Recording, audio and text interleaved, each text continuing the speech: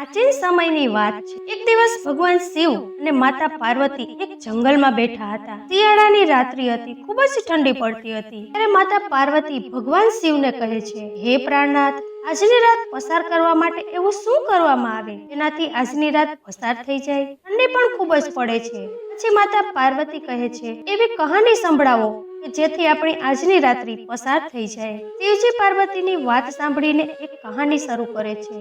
ખૂબ જ ધ્યાનથી સાંભળજે અને ખૂબ જ પ્રેરણાદાયક અને જ્ઞાનવર્ધક કહાની સંભળાવવા જઈ રહ્યો છું। આ કહાની ધ્યાનથી સાંભળજો। જો કોઈ મનુષ્ય આ કહાનીને ધ્યાનથી સાંભળશે અને સમજશે, તેનું કલ્યાણ થશે, તેને તે સુખ સૌભાગ્યની પ્રાપ્તિ થશે જેની તેને ઈચ્છા છે। હવે ભગવાન શિવ કહે છે કે આ કહાની એક રાજા અને તેની પુત્રીઓની છે। આ ખૂબ જ પહેલાના સમયની વાત છે। એક રાજા હતા, તેને 7 પુત્રીઓ હતી। એ બધી 7 રાજકુમારીઓ ખૂબ જ સુંદર હતી, પરંતુ સૌથી નાની રાજકુમારી ખૂબ જ સુંદર અને સમજદાર પણ હતી। એ રાજકુમારીનું નામ દુર્ગા હતું। બધી બહેનોમાં સૌથી વધારે સમજદાર હતી। રાજાની પહેલી પત્નીનું મૃત્યુ થઈ ગયું હતું। માતાના મૃત્યુ સમયે 7 પુત્રીઓ ખૂબ જ નાની હતી। ત્યારબાદ 7 રાજકુમારીના પાલન પોષણની જવાબદારી રાજા ઉપર આવી ગઈ હતી। રાજા પોતાની પુત્રીઓને ખૂબ જ પ્રેમ કરતા હતા। રાજા બધી રાજકુમારીઓનું સારી રીતે ધ્યાન રાખતા હતા, તેને માતા અને પિતા બંનેનો પ્રેમ આપતા હતા। રાજા ઈચ્છતા હતા કે રાજકુમારીઓને એવું ન લાગે કે તેની માં નથી। તે તેના માટે અલગ અલગ પ્રકારના ઘણા ભોજન બનાવડાવતા હતા અને સારામાં સારા કપડાની પણ વ્યવસ્થા કરતા હતા। તે પોતાની પુત્રીઓનું પાલન પોષણ સારી રીતે કરવાની કોશિશ કરતા હતા। હવે ધીરે ધીરે રાજકુમારીઓ મોટી થવા લાગી। એ પોતાના પિતા માટે ભોજન બનાવીને રાખતી હતી। ત્યારે પણ રાજા પોતાના રાજ્યના કામકાજ માટે પોતાના મંત્રીઓ સાથે રાજધાનીમાંથી બહાર જતા, ત્યારે રાજકુમારીઓ તેના માટે ભોજન બનાવીને રસ્તામાં ખાવા માટે તેની સાથે મોકલી દેતી હતી। ધીરે ધીરે સમય પસાર થતો હતો। તે રાજ્યમાં રાજાનો એક પ્રધાન સેવક હતો, એનું મૃત્યુ થઈ ગયું હતું। એ પણ પોતાની પાછળ તેની પત્ની અને છોકરીને મૂકી ગયો હતો। હવે તે બંને એ પ્રધાન સેવક વિના એકલી થઈ ગઈ હતી। રાજાની 7 પુત્રીઓ તેના પિતા માટે ભોજન બનાવતી હતી। જ્યારે એ રાજકુમારીઓ ભોજન બનાવતી તે જ સમયે તે પ્રધાન સેવકની પત્ની વિધવા હતી, તેની પાસે આવતી। રાજાના પુત્રી પાસે થોડાક સળગતા લાકડા માંગતી હતી। રાજાની પુત્રી દુર્ગાને એ સ્ત્રી બિલકુલ ગમતી ન હતી। તે તેનું અપમાન કરી દેતી હતી અને કહેતી હતી, તમારા ઘરમાં પોતે જ અગ્નિ સળગાવો ને, દરરોજ અમારી પાસે અગ્નિ માંગવા કેમ આવી જાય છે? પરંતુ તે સ્ત્રી ઉપર તે વાતની કોઈ અસર થતી ન હતી। એ વિધવા સ્ત્રી દરરોજ તેની પાસે આગ માંગવા આવી જતી હતી। તેનું નાની રાજકુમારી ગમે તેટલું અપમાન કરે તો પણ તેના ઉપર કોઈ અસર થતી ન હતી। રાજકુમારી દુર્ગાની 6 મોટી બહેનો હતી। તે તેની નાની બહેનને ખૂબ જ સમજાવતી, દુર્ગા શાંત રહે, એ મહિલા બિચારી વિધવા છે, તો આપણે તેને થોડાક લાકડાની આગ આપી દઈશું અને તે તેનાથી અગ્નિ સળગાવી લેશે, શું થઈ જશે? જ્યારે જોઈએ ત્યારે તું તે સ્ત્રી સાથે ઝઘડો જ કરે છે, એના માટે તું તેને કેટલું ખરાબ સંભળાવે છે, એમાં તે બિચારીનો શું વાંક છે? અહીં આવીને આપણી પાસેથી થોડીક ચૂલાની અગ્નિ લેવા આવે છે। પોતાની મોટી બહેનની વાત સાંભળીને નાની બહેન દુર્ગા કહે છે, કઈ વાંધો નહીં, આજે તમને મારી વાત સમજાતી નથી। એક ન એક દિવસ આ સ્ત્રી આપણા માટે મોટી મુસીબત ઊભી કરી દેશે। આવું વારંવાર થવા લાગ્યું। તે સ્ત્રી દરરોજ તેના ઘરે અગ્નિ માંગવા જતી, જેમ તેમ બધાની નજર બચાવીને રાજાના ખાવામાં રાખ ભેળવી દેતી હતી, કારણ કે તે વિધવા સ્ત્રી ખૂબ જ અજીબ સ્વભાવની હતી। તે ઝડપથી રાખ ભેળસેળ કરીને રાજા માટે બનાવેલું ભોજન ખરાબ કરી દેતી હતી। ધીરે ધીરે રાજાને પણ પોતાના ખાવામાં કંઈક ખરાબ લાગવા લાગ્યું। તે જાણતા હતા કે તેના માટે ભોજન તેની પુત્રીઓ બનાવતી હતી। રાજા પોતાની પુત્રીઓને ખૂબ જ વધારે પ્રેમ કરતા હતા, એટલા માટે તેને સમજાતું ન હતું તેની પુત્રીઓ તેના ભોજનને કેમ બગાડી દે છે। તેને તે વાતની વિશ્વાસ ન થયો। આખરે આ ભોજન આટલું ખરાબ કેમ લાગે છે? એક દિવસ રાજાએ વિચાર્યું, સાચું જાણવા માટે મારે મારી પુત્રીઓ ઉપર નજર રાખવી પડશે, કારણ કે મારી દીકરીઓ મારા માટે આવું ભોજન તો ન જ બનાવી શકે કે સારું ભોજન ખરાબ થઈ જાય। એવું વિચારીને રાજા પોતાના ઓરડામાં જાય છે। હવે રાજા તેની પુત્રીનું ભોજન બનાવતી હતી, તેને છુપાઈને જોવા લાગ્યા। મારી પુત્રીઓ કયા ઉદ્દેશથી મારું જમવાનું ખરાબ કરે છે? આવું ખરાબ ખાવાનું બનાવીને તે મને કેમ મારવા ઈચ્છે છે? પોતાના મનમાં આવો વિચાર કરીને રાજા પોતાની પુત્રીઓને જોવા લાગ્યા, કારણ કે તે પોતાની પુત્રીઓને ખૂબ વધારે પ્રેમ કરતા હતા। તેણે પોતાની પુત્રીને ખાવાનું બનાવતા દિવાલના છાનામાના ઝરૂખામાંથી જોવે છે। તે જાણવા ઈચ્છતા હતા કે મારી પુત્રીઓ કેવી રીતે ખાવાનું ખરાબ કરવા ઈચ્છતી હતી। તેની 7 પુત્રીઓ સાવધાનીથી ચોખાને ધોઈ રહી હતી અને ખૂબ જ સ્વચ્છતાથી ભોજન બનાવતી હતી। તેમ બધા પ્રકારના ભોજન ભોજન બનાવીને તૈયાર થઈ ગયા. તેણે જોયું કે તેની પુત્રીઓએ ખૂબ જ સાવધાની અને સ્વચ્છતા સાથે ભોજનને બનાવીને દૂર ચૂલાથી હટાવીને રાખ્યું છે. ત્યારબાદ રાજાએ એવું જોયું, તેનાથી રાજા ખૂબ જ આશ્ચર્યમાં પડી ગયા. રાજાએ જોયું કે પ્રધાનની વિધવા પત્ની અગ્નિ લેવા માટે ઘર ઉપર આવી છે. તેણે પોતાના ઘરે ભોજનને પકવવા માટે અગ્નિ માગી ત્યારે દુર્ગા તેના ઉપર ગુસ્સો કરે છે અને તેને અપશબ્દો કહેવા લાગી. દુર્ગા તેને કહેવા લાગી કે જ્યારે જુઓ ત્યારે અહીં આવી જાય છે અગ્નિ માગવા માટે. પછી દુર્ગાની બીજી બહેનોએ તેને સમજાવ્યું, કઈ વાંધો નહીં, અગ્નિ જ માગે છે ને, ગુસ્સો ન કર. જ્યારે તે અગ્નિ લઈને જતી હતી તેને રાજકુમારીની નજરથી છુપાવીને બધા ભોજનમાં રાખ ભેળવી દીધી. આવી રીતે બધાથી છુપાવીને બધા ભોજનને ખરાબ કરી નાખ્યું. ત્યારે રાજાએ જોયું તેની પુત્રીઓએ તો ખૂબ જ સરસ સાફ સફાઈથી અને સુંદર રીતે ખાવાનું બનાવ્યું હતું, પરંતુ પ્રધાનની પત્નીએ લાકડી લીધા પછી ખાવાના ભોજનમાં રાખ ભેળવી દીધી છે. રાજા ખૂબ જ ગુસ્સે થયા અને તે પોતાના રાજમહેલમાં દરબાર ભરીને બેસી ગયા. એને તરત જ પોતાના માણસોને પ્રધાનની પત્નીને પકડીને લાવવાનું કહ્યું. પછી રાજાએ કહ્યું કે પ્રધાનની પત્નીને ઝડપથી મારી સામે હાજર કરો. વિધવા સ્ત્રીને રાજાના દરબારમાં લાવવામાં આવી. ત્યારે રાજાએ તેની બધી ઘટના વિશે પૂછ્યું. તે વિધવા સ્ત્રીએ કહ્યું કે મહારાજ, મને માફ કરી દો. હું તો એક રમત રમતી હતી અને હું તો એ જોવા ઈચ્છતી હતી તમે કેટલા ચતુર અને સમજદાર છો અને કેવી રીતે આ સમસ્યાનું સમાધાન કરો છો. એ સ્ત્રી મહારાજના વખાણ કરતા કહેવા લાગી, મહારાજ, તમે તો ખૂબ જ ન્યાયપ્રિય અને સમજદાર છો. આવી રીતે મહારાજાને એ સ્ત્રીએ પોતાની મીઠી મીઠી વાતોમાં ફસાવી લીધા. એની આવી વાતો સાંભળીને રાજા પણ તેની સમજદારીના વખાણ કરવા લાગ્યા અને તેના ઉપર મોહિત થઈ ગયા. રાજાએ તેને દંડ આપવાને બદલે તેને રાણી બનાવવાનું નક્કી કરી લીધું. આમ તેની સાથે વિવાહ કરી લીધા. હવે તે વિધવા પત્ની વિવાહ કરીને રાજમહેલમાં આવી ગઈ. હવે તે વિધવામાંથી રાણી બની ગઈ હતી. હવે તે નવી રાણી રાજાની પહેલી પત્નીની 7 પુત્રીઓને નફરત અને ઈર્ષા કરવા લાગી. ઈચ્છતી હતી આ 7 પુત્રીઓ મહેલમાંથી નીકળી જાય. રાજકુમારીઓને મહેલમાંથી કાઢવા માટે તેને નવી નવી યુક્તિઓ કરવા લાગી અને તે વિચારતી હતી તેને ગમે તે રીતે મહેલમાંથી બહાર કાઢીને રાજાની બધી સંપત્તિ તેના અને તેની પુત્રી માટે જ રહે અને બંને રાજ કરી શકે. ઈચ્છતી હતી કે તેની પુત્રી રાજમહેલમાં રાજકુમારી બનીને રહે, તેની પુત્રીને વધારે સન્માન મળે. પરંતુ રાજા પણ પોતાની પુત્રીઓને વધારે પ્રેમ કરતા હતા. એને પોતાની પુત્રીઓ પ્રત્યે ખૂબ જ કરુણા અને દયા હતી. રાજા પોતાની પુત્રીઓને બિલકુલ દુઃખમાં ન જોઈ શકતા હતા. બીજી બાજુ નવી રાણી બધી રીતે 7 રાજકુમારીઓને દુઃખી કરવા ઈચ્છતી હતી. તેને આખો દિવસ કામમાં વ્યસ્ત રાખતી હતી. ધીરે ધીરે હવે તે રાજાની 7 રાજકુમારીઓને પૂરતું ખાવાનું પણ નહોતી આપતી. તેને ખાવા માટે ખૂબ જ ઓછું ખાવાનું આપતી હતી. પછી ધીરે ધીરે તેની બીજી જરૂરત અને સુખ સુવિધાઓને પણ ઓછી કરતી જતી હતી. આવી રીતે 7 બહેનો ઉપર બધી બાજુથી દુઃખનો પ્રસાદ થવા લાગ્યો. તેનાથી વિરુદ્ધ પ્રધાનની પત્ની હતી. હવે તે રાણી બની ગઈ હતી. તેની પુત્રીને બધી સુખ સુવિધા આપવામાં આવતી હતી. તે રાજકુમારીની જેમ મહેલમાં રહેવા લાગી. મહેલમાં રાજકુમારીની જેમ જ જીવન જીવવા માટે પ્રોત્સાહિત કરે છે. રાણી પોતાની પુત્રી માટે સારા સારા ભોજન બનાવે, સારા સારા કપડાં પહેરાવે, તેના માટે સારી વસ્તુઓ ભેગી કરીને રાખે.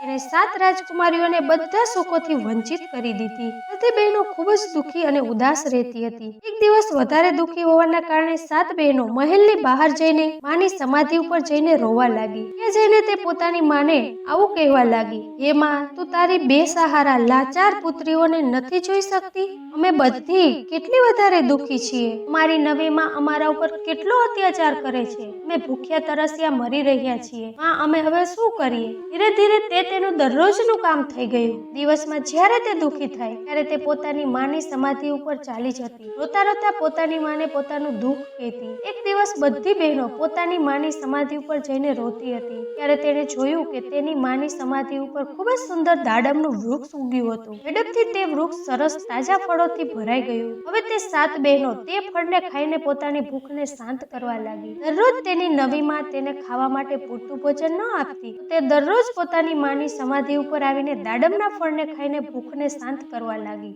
છેલ્લે તેની નવી માં દ્વારા આપવામાં આવેલું ખરાબ ભોજન ખાવાનું બંધ કરી દીધું. ફક્ત દાડમના ફળ ખાઈને જ જીવવા લાગી, કારણ કે દાડમનું વૃક્ષ એક અદ્ભુત વૃક્ષ હતું. એ વૃક્ષમાંથી ફળને જેટલા વધારે તોડવામાં આવતા, બીજા દિવસે વધારે સુંદર અને પાકા ફળ થઈ જતા હતા. તે બધી બહેનો માટે ભોજન માટે પૂરતા હતા. હવે તેની નવી માં વિચારતી હતી કે હવે આ 7 બહેનો ભોજન કેમ નથી કરતી, અને હું પણ તે 7 બહેનોને ખાવા માટે કંઈ જ આપતી ન હતી. હું તેને આટલી દુઃખી કરું છું, આખો દિવસ તેની પાસે આટલું બધું કામ કરાવું છું, છતાં તે બધી આટલી સુંદર અને સ્વસ્થ કેવી રીતે દેખાય છે? તેમાંથી કોઈ બીમાર પણ નથી લાગતી અને તેની સુંદરતા પણ વધારે વધતી જાય છે. આ બધું કેવી રીતે શક્ય છે? ત્યારે હું મારી દીકરીને આટલું બધું સારું ખવડાવું છું, છતાં તે તેની સામે કદરૂપી લાગે છે.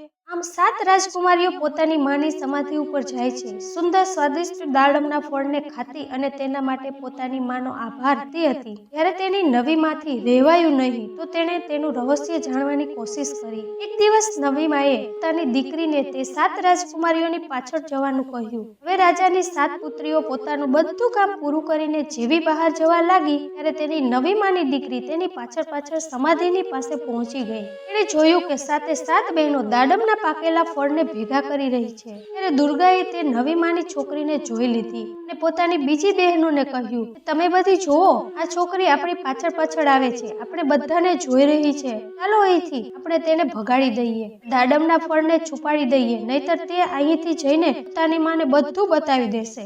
એ આપણા માટે ખૂબ જ મોટી મુશ્કેલી ઊભી કરશે. દુર્ગાની બીજી બહેનોએ કહ્યું, ના દુર્ગા, એટલી વધારે ચિંતા ન કર. આ છોકરી તો નિર્દોષ છે, એની માં આપણને દુઃખ આપે છે, તો તેમાં તેનો શું વાંક છે? એવું કહીને તે છોકરીને તેની પાસે બોલાવી લે છે અને તેને પણ કંઈક ખાવા માટે દાડમ આપી દે છે. હવે તે છોકરી ઘરે આવીને પોતાની માને કહે છે કે આ બધી રાજકુમારી કઈ ભૂખી નથી રહેતી.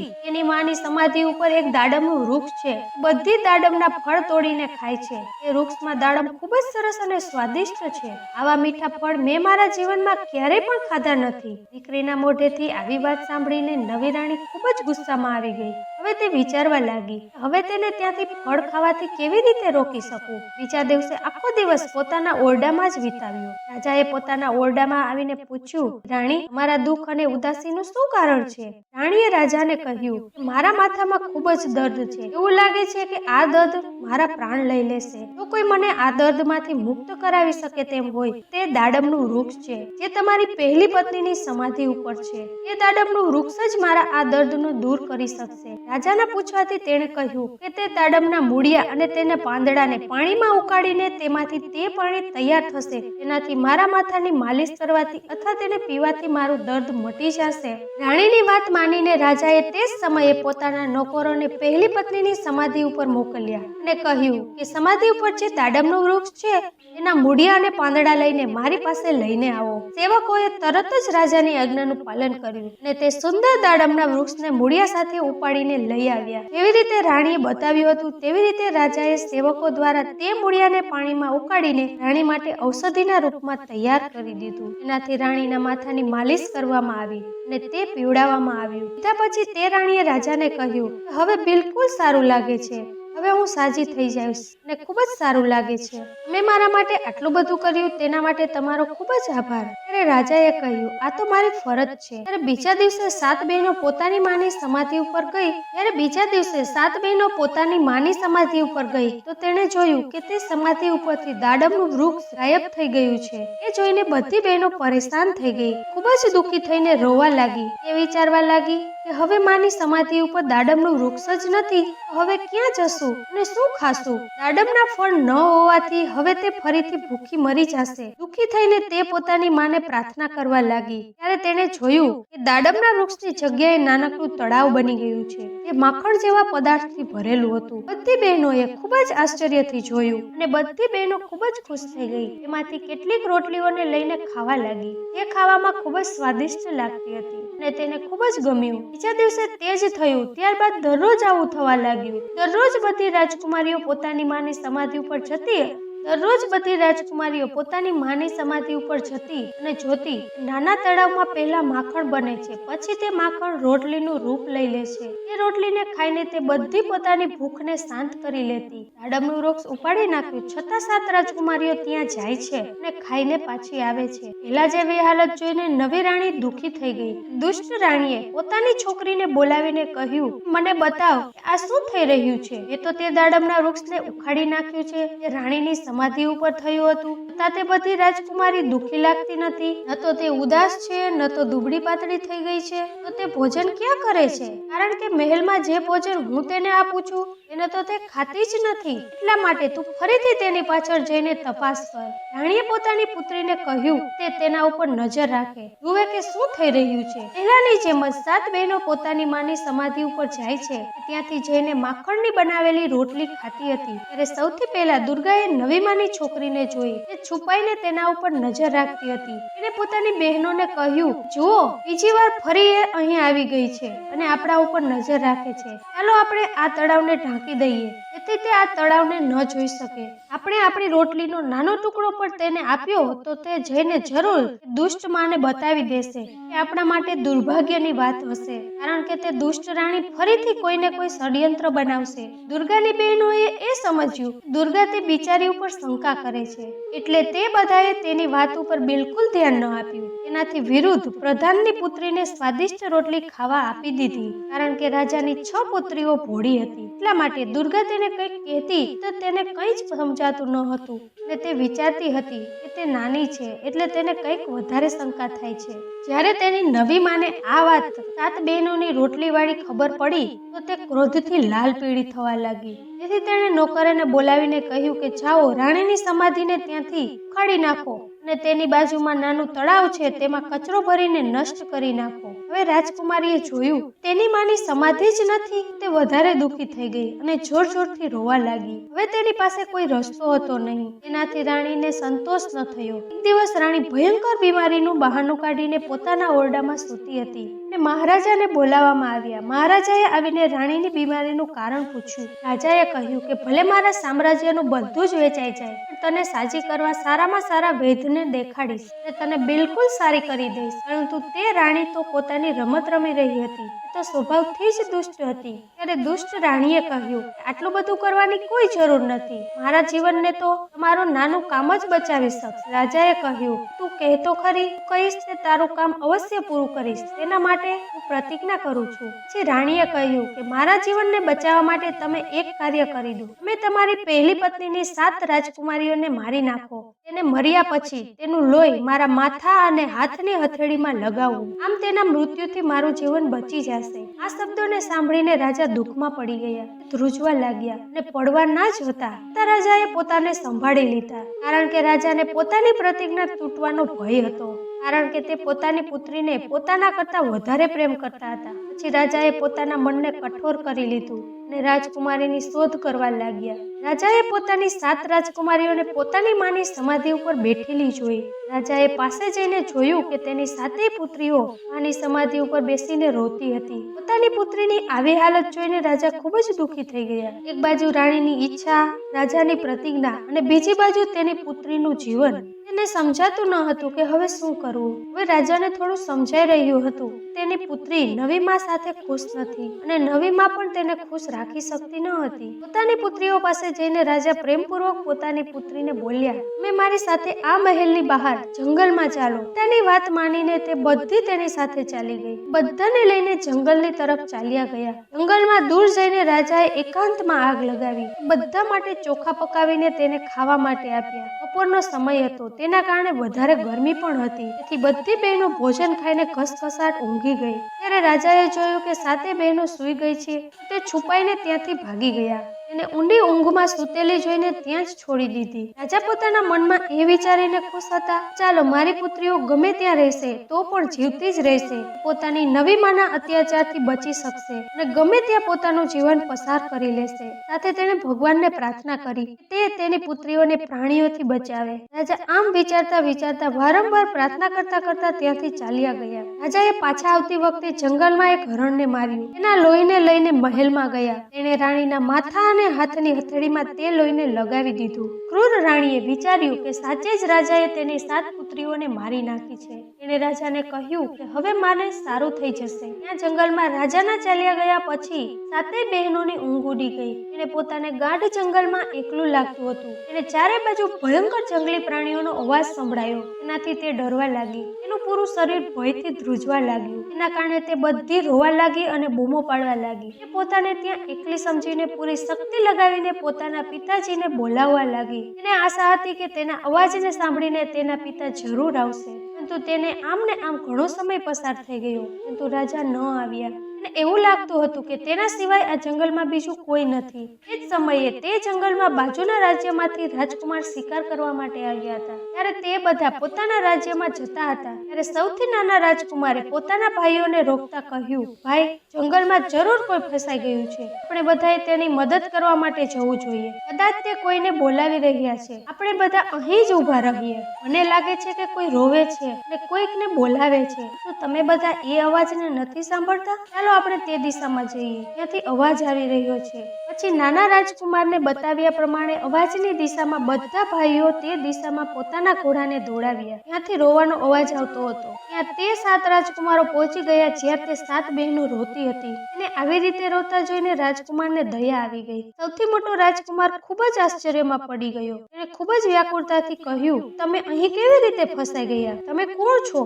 રાજકુમારીએ પોતાની બધી કહાની તે 7 રાજકુમારને બતાવી. ત્યારે તે 7 રાજકુમારોએ એ નક્કી કર્યું, ભગવાનની કૃપાથી આ 7 રાજકુમારી આપણને મળી છે. એને આપણે આપણા રાજ્યમાં લઈ જવી જોઈએ અને તેની સાથે વિવાહ કરીને તેને આપણી સાથે રાખવી જોઈએ. આમ સૌથી મોટા રાજકુમારે સૌથી મોટી રાજકુમારી સાથે વિવાહ કર્યા. બીજાએ બીજી રાજકુમારી. આવી રીતે 7 રાજકુમારોએ વિવાહ કરી લીધા. સૌથી નાના રાજકુમારે દુર્ગા સાથે વિવાહ કરી લીધા, જે સૌથી વધારે બુદ્ધિમાન અને સુંદર હતી. 7 રાજકુમારના લગ્ન 7 રાજકુમારી સાથે થઈ ગયા. ત્યારબાદ 7 રાજકુમારો પોતાના રાજ્યમાં પાછા આવ્યા. તેના પાછા આવ્યા બાદ આખા રાજ્યની પ્રજામાં ખુશીનું વાતાવરણ છવાઈ ગયું. કદાચ 1 વર્ષ બાદ સૌથી નાની રાજકુમારી દુર્ગાને એક દીકરો થયો. દીકરો થયા બાદ બધા લોકો ખુશ થતા હતા. તેને એવું લાગતું હતું કે તેને એક પિતા નહીં, તેને તો 7 પિતા અને 7 માતા છે. બધા તેને ખૂબ જ પ્રેમ કરતા હતા. એ બધાએ મળીને પોતાના બાળકની જેમ તેનું પાલન પોષણ કર્યું હતું. આવી રીતે ધીરે ધીરે સમય વીતવા લાગ્યો. બધા ખૂબ જ ખુશ હતા.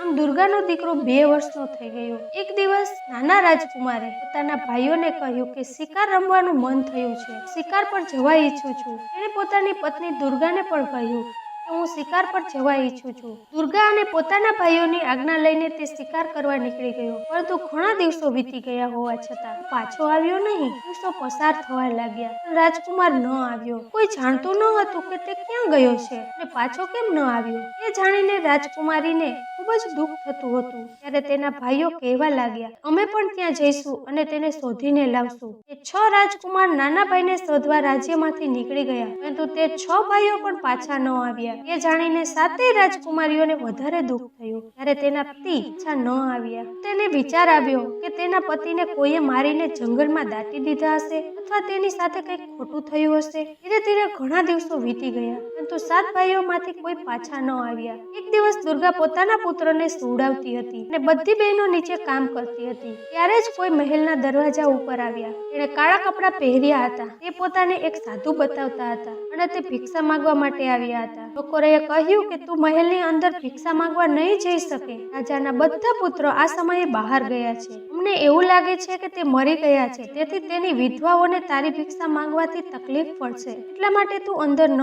જા. ચોકીદારે તેને ખૂબ જ રોકવાની કોશિશ કરી, પરંતુ તે માણસે કહ્યું કે હું એક સાધુ છું. સાધુને ભોજન આપવું અને તેને ભિક્ષા આપવી કોઈ ખોટું કામ નથી. વાસ્તવમાં તે કોઈ સાધુ ન હતા, તો એક જાદુગર હતા. તેનું નામ મૂષક હતું. જાદુગર મૂષક આવી રીતે મહેલમાં આવી ગયો. ત્યાં તેણે ઘણી સુંદર વસ્તુઓને જોઈ. છેલ્લે તે એ ઓરડામાં પહોંચ્યો જ્યાં રાજકુમારી દુર્ગા પોતાના નાના દીકરાને ઘોડિયામાં સુવડાવતી હતી. ત્યાં જઈને મૂષકે વિચાર્યું કે આટલી સરસ સ્ત્રી સ્વર્ગની અપ્સરા જેવી છે. તેને આજ સુધી તેના જીવનમાં ક્યારેય જોઈ ન હતી. રાજકુમારીને જોઈને જાદુગર મૂષક તેના ઉપર મોહિત થઈ ગયો અને તરત જ તેની પાસે ચાલ્યો ગયો. તેની પાસે જઈને દુર્ગાને કહ્યું, હું તને પસંદ કરું છું. હવે હું તારી સાથે આખી જિંદગી વિતાવવા ઈચ્છું છું. મારી સાથે મારા ઘરે ચાલ. હું તારી સાથે વિવાહ કરવા ઈચ્છું છું. રાજકુમારી દુર્ગા પોતાના ઓરડામાં આવી રીતે અજાણ્યા પુરુષને જોઈને આશ્ચર્યમાં પડી ગઈ અને તે વ્યક્તિ તેની સાથે વિવાહ કરવાની વાત કરતા હતા. રાજકુમારી દુર્ગાએ કહ્યું કે મારા લગ્ન થઈ ગયા છે, મારો પતિ પણ છે. મને લાગે છે કે તેનું મૃત્યુ થઈ ગયું છે, છતાં મારો આ નાનો દીકરો છે. એના માટે હું અહીં જ રહીશ અને તેનું પાલન પોષણ કરીશ. દુનિયામાં જીવવા માટે મારા પતિ સિવાય મારા દીકરાની જરૂર છે. એ મારી સાથે છે. હું તેને છોડીને ક્યાંય નહીં જાઉં અને મારે કોઈ વસ્તુની જરૂર નથી. હવે તે જાદુગરે તેને ઘણી લાલચ આપી, પરંતુ રાજકુમારી દુર્ગા જાદુગરની વાતમાં ન આવી અને તેણે કહ્યું હું તેના પિતાની તપાસ કરીશ, તે જરૂર મળશે. પરંતુ તે જાદુગરને ના સાંભળવાની બિલકુલ આદત ન હતી અને ખૂબ જ ગુસ્સો આવ્યો કે આ રાજકુમારી મારી સાથે વિવાહ કરવા રાજી નથી. તેણે તેને રાજકુમારીને ઘણીવાર સમજાવવાની કોશિશ કરી, પરંતુ દુર્ગાએ ગુસ્સો કરીને ત્યાંથી જવાનું કહી દીધું. જાદુગર તે દુર્ગા ઉપર ખૂબ જ ક્રોધિત થઈ ગયો. તેણે દુર્ગાને જાદુગરની શક્તિથી નાના કૂતરાના રૂપમાં બદલી નાખી. જાદુગર મૂષકે કહ્યું તું તારી ઈચ્છાથી મારી સાથે નહીં આવે, મારી ઈચ્છાથી મારી શક્તિથી મારી સાથે લઈ જઈશ. ત્યારે જાદુગરે તે રાજકુમારી દુર્ગાને કૂતરો બનાવી દીધો.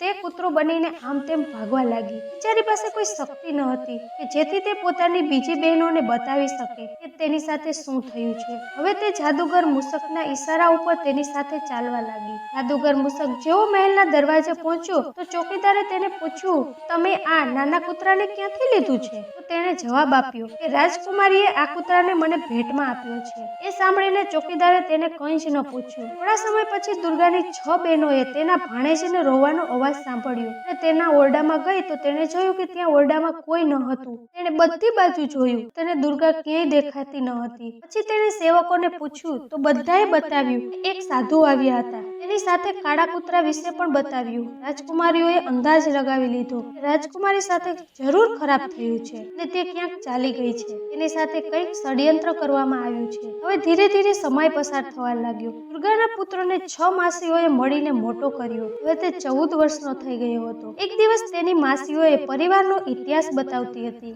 રાજકુમારે બધું ધ્યાનથી સાંભળ્યું. હવે રાજકુમાર પોતાના માતા પિતા અને મોટા પિતાની વાત સાંભળીને ખૂબ જ દુઃખી થઈ ગયો. હવે તે રાજકુમાર પોતાના મોટા પિતાને શોધવા માટે ઉતાવળ કરતો હતો. તેણે નક્કી કરી લીધું જ્યાં પણ તેના પરિવારવાળા હશે ત્યાંથી શોધીને જરૂર લાવશે. ત્યારે તેની માસીઓએ કહ્યું જે લોકો જવાના હતા તે ચાલ્યા ગયા. હવે અમે તને ખોવા નથી ઈચ્છતા. અમે અમારા પતિઓ અને બહેનોને તો ખોઈ નાખ્યા છે. હવે તને ખોવા નથી ઈચ્છતા. તેથી તું પણ જો અમારાથી દૂર ચાલ્યો ગયા તો અમે કોના આધારે જીવતા રહીશું અને જીવીને પણ શું કરીશું? ત્યારે રાજકુમારે પોતાની માસીઓને કહ્યું કે તમે મને ન રોકો અને જો એ શક્ય હશે તો હું મારા માતા પિતા અને મોટા પિતાને લઈને ઝડપથી પાછો આવીશ. આમ કહીને તે પોતાની યાત્રા પર ચાલ્યો ગયો. પરંતુ ઘણા મહિના સુધી તે કંઈ સમજી શક્યો નહીં. કેવી રીતે પોતાના પરિવારની તપાસ કરે. હજારો મીટરની યાત્રા પૂરી કરી તે પૂરી રીતે નિરાશ થઈ ગયો હતો. તેને પોતાના પરિવારની કોઈ પણ સૂચના ન મળી. એવામાં એ એવા દેશમાં પહોંચી ગયો કે પૂરેપૂરા પથ્થરોનો દેશ હતો. ત્યાં મોટા પથ્થરની ઇમારતો હતી. તેની બાજુમાં પથ્થરથી મકાન બનાવેલું હતું. એમાં એક માળી રહેતો હતો. ત્યારે તે રાજકુમાર ઇમારતને જોતો હતો ત્યાં પાણીની પત્નીએ રાજકુમારને જોઈ લીધો અને દોડીને ઘરમાંથી બહાર આવી ગઈ. અને બાળક તું કોણ છે? તે આ ખતરનાક સ્થાન ઉપર આવવાની હિંમત કેમ કરી? તે રાજકુમારે કહ્યું કે હું એક રાજાનો દીકરો છું. હું અહીં મારા માતા પિતા અને મોટા પિતાને શોધવા માટે આવ્યો છું. મારી માને એક જાદુગર ડરાવીને કૂતરો બનાવીને પોતાની સાથે લઈ ગયો છે. તેની વાત સાંભળીને માળીની પત્નીએ કહ્યું કે આ દેશ અને જગ્યા મહાન જાદુગરની છે. તેની પાસે દરેક પ્રકારની શક્તિ છે. જો કોઈ વ્યક્તિ તેની વાત ન માને અથવા તેનું અપમાન કરે તેને તે પોતાની જાદુની શક્તિથી પથ્થર અથવા ઝાડ બનાવી દે છે. હું અહીં બધા પ્રકારના ઝાડ અને પથ્થર જોવે છે કે ક્યારેક જીવતા પ્રાણી હતા. એ બધાને અમારા માલિક જાદુગરે પોતાની શક્તિથી આ રૂપમાં બનાવી દીધા છે. થોડા વર્ષો પહેલા એક રાજા અહીં આવ્યા હતા. તેના થોડા સમય પછી તેના 6 ભાઈઓ પણ અહીં આવ્યા હતા. જાદુગરે તે બધાને વૃક્ષ અને પથ્થરમાં બદલી નાખ્યા. ફક્ત તે જ લોકો દુર્ભાગ્યશાળી ન હતા. સુંદર રાણીને પણ આ મોટી ઇમારતમાં પૂરી દીધી છે. જાદુગર તેની સાથે વિવાહ કરવા ઈચ્છે છે પરંતુ તે જાદુગરને નફરત કરે છે. તે જાદુગરને જાદુગરને પોતાનો સ્પર્શ પણ કરવા દેતી નથી. માળીની પત્નીની વાત સાંભળીને નાના રાજકુમારે વિચાર્યું, અવશ્ય આ બધા મારા માતા પિતા અને મારા મોટા પિતાજી જ હશે.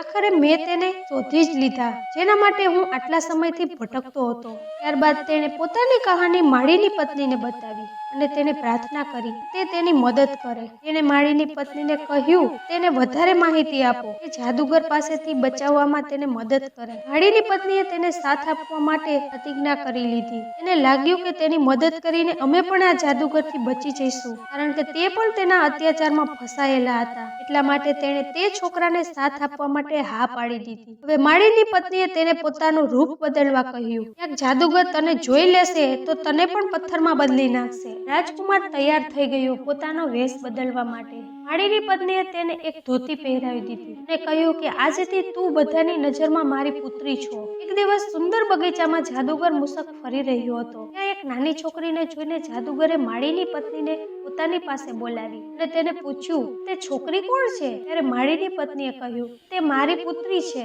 આવી રીતે જાદુગર અને રાજકુમારની પહેલી મુલાકાત થઈ. રાજકુમાર છોકરીના વેશમાં પોતાની ઓળખાણ છુપાવીને મળે છે. જાદુગર તેને જોઈને કહે છે કે તું ખૂબ જ સુંદર છે. તું મારી મોટી ઇમારતમાં રાખેલ સુંદર સ્ત્રી માટે દરરોજ ભેટ લઈને જજે. જાદુગરની વાત સાંભળીને નાનો રાજકુમાર ખૂબ જ ખુશ થઈ ગયો. કાલે તે પોતાની મા માટે કંઈક ભેટ લઈને જશે. જાદુગરને મળ્યા પછી તે તરત જ માળીની પત્ની પાસે ગયો. તેના વિશે તેને બતાવ્યું. બંનેએ વિચાર કરીને નિર્ણય કરી લીધો તે આવા જ વેશમાં રહેશે, કારણ કે તે વેશમાં તેને કોઈ ઓળખી ન શકે. તેને નક્કી કરી લીધું કે યોગ્ય સમય આવશે ત્યારે તે પોતાની માને છોડાવી લેશે. ત્યારે દુર્ગાના લગ્ન રાજકુમાર સાથે થયા હતા ત્યારે રાજકુમારે તેને એક નાની વીંટી આપી હતી. તેના ઉપર નામ લખ્યું હતું. એ વીંટી દુર્ગાએ પોતાના પુત્રના હાથમાં પહેરાવી દીધી હતી. ત્યારે રાજકુમાર મોટો થયો તો તેની માસીઓએ તે વીંટીને તેના માપની બનાવીને રાજકુમારને પહેરાવી હતી. એ વીંટી રાજકુમારે હજી પણ પોતાની આંગળીમાં પહેરી હતી. માળીની પત્નીએ રાજકુમારને કહ્યું, તું તેને ફૂલના ગુલદસ્તામાં છુપાવીને રાખી દે.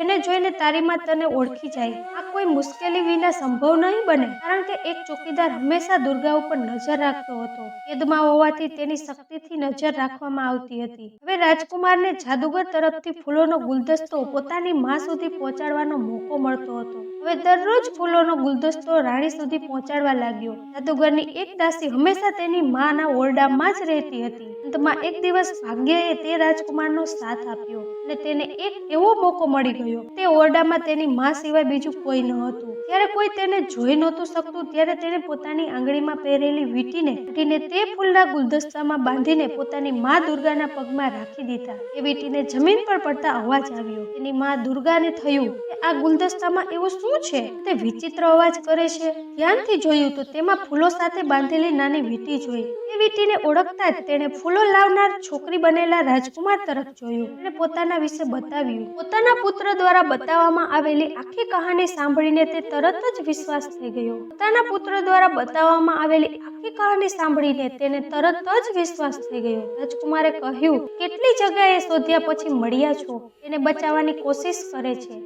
પોતાના જીવનને મુશ્કેલીમાં નાખીને પોતાના માતા પિતા અને મોટા પિતાને દુષ્ટ જાદુગર પાસેથી મુક્ત કરાવીને લઈ જશે. તેની માએ બતાવ્યું તે જાદુગર કેટલા વર્ષોથી કેવી રીતે કેદ કરીને રાખી છે તેની માને, અને તેને બધા દરવાજા બંધ કરીને રાખ્યા છે, કારણ કે તે મારી સાથે વિવાહ કરવા ઈચ્છે છે. મેં તેની સાથે વિવાહ કરવાની મનાઈ કરી. રાજકુમારે કહ્યું, માં તે આટલા વર્ષો સુધી આ જાદુગર સાથે કઠોરતાથી વાત કરી છે. જાદુગરને કહે કે મેં આટલા લાંબા સમય સુધી મારા પતિનો શોક કર્યો, હવે હું તારી સાથે લગ્ન કરવા તૈયાર છું. ત્યારબાદ બંને મા બેટા બેસીને યોજના બનાવવા લાગ્યા. તેને અમલમાં લાવવા માટે વિચારવા લાગ્યા. ત્યારબાદ તેની શોધ કરવી કે તેની શક્તિ શું છે. શું તેની શક્તિ અમર છે? તેને મારી શકાય છે? દુર્ગાએ પોતાના દીકરાની સલાહ માનવાનું નક્કી કર્યું. બીજા જ દિવસે મૂષક જાદુગરને તે પ્રમાણે સંદેશો મોકલવામાં આવ્યો એવું તેના પુત્રએ સમજાવ્યું હતું. જાદુગર મૂષક તે સાંભળીને ખૂબ જ પ્રસન્ન થઈ ગયો અને તે ઝડપથી લગ્ન કરવા માટે કહેવા લાગ્યો. ત્યારબાદ જાદુગર મૂષક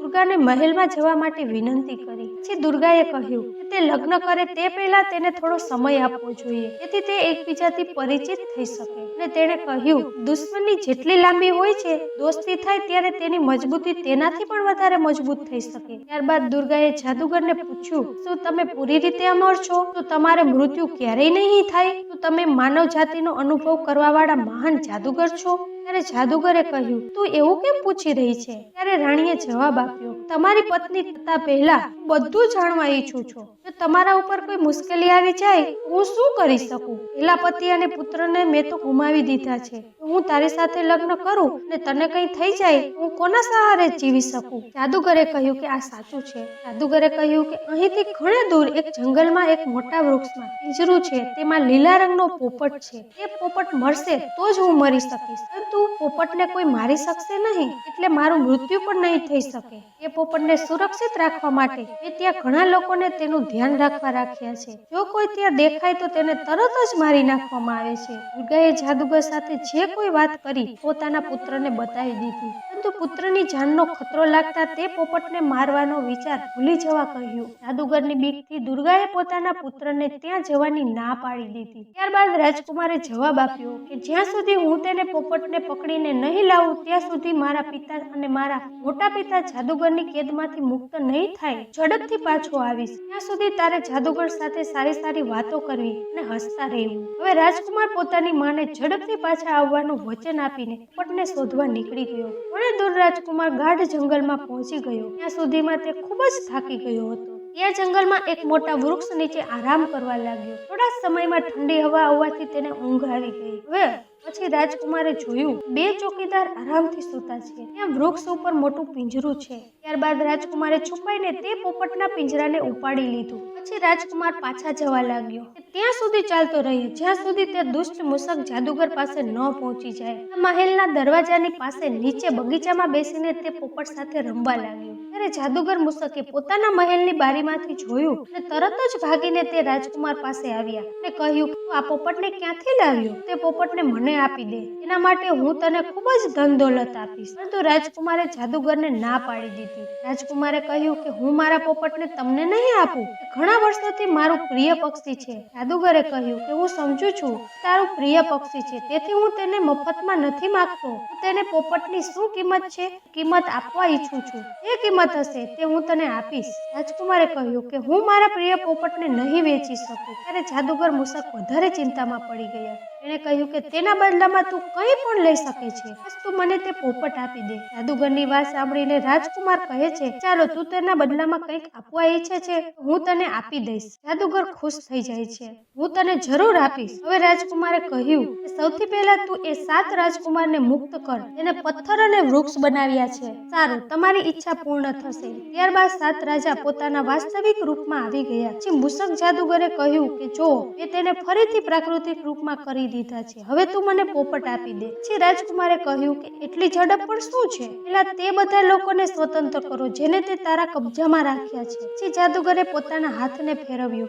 એ કોઈ પ્રાણી પથ્થર અને વૃક્ષ બન્યા હતા. બધા પોતાના પ્રાકૃતિક શરીરમાં આવી ગયા. તે આખો બગીચો પથ્થર અને વૃક્ષથી ભરેલો હતો. ચારે બાજુ માનવ શરીરની સુગંધની મહેક આવવા લાગી. ત્યાં બધી બાજુ મનુષ્યને મનુષ્ય જ દેખાતા. બધા જીવતા થઈને શ્વાસ લેવા લાગ્યા. રાજા, પંડિત, નોકર, હાથી, ઘોડા, ગાય, ભેંસ, બકરી, સૈનિક, ન જાણે કેટલા શક્તિશાળી પુરુષ, સુંદર આભૂષણથી સુશોભિત સ્ત્રીઓ, સૈનિકો બધા જીવતા થઈ ગયા. હવે જાદુગર પોતાના બંને હાથ જોડીને રાજકુમારને વિનંતી કરવા લાગ્યો, તું મને તે પોપટ આપી દે. રાજકુમારે તે પોપટને ખૂબ જ શક્તિથી પકડી લીધો હતો. તેની એક પાંખને જોર લગાવીને તેના શરીરથી અલગ કરી દીધી. આવી રીતે જાદુગરનો ડાબો હાથ શરીરમાંથી અલગ થઈ ગયો. પછી જાદુગર મૂષકે પોતાનો જમણો હાથ ફેલાવીને રાજકુમારને કહ્યું, તમે આ પોપટ મને આપી દો. ત્યારબાદ રાજકુમારે તેને પોપટને જમણી પાંખ શરીરથી અલગ કરી દીધી અને જાદુગર તરફ ફેંકી દીધી. તેથી જાદુગરનો જમણો હાથ પણ શરીરથી અલગ થઈ ગયો. ત્યારબાદ તે બૂમો પાડવા લાગ્યો, મને મારો પોપટ આપી દે. હવે જાદુગર નીચે પગમાં નમી ગયો. પછી રાજકુમારે તે પોપટને મારી નાખ્યો. હવે તે જાદુગર મૂષક મરી ગયો હતો. એના મરવાથી તે પોપટ જાદુગર મૂષકની કેદમાંથી આઝાદ થઈ ગયો. ફરીથી જીવતો થઈને ઉડવા લાગ્યો. બધાએ મળીને તે જાદુગરનો અંતિમ સંસ્કાર કરી નાખ્યો. ત્યારબાદ રાજકુમારે પોતાની માતાને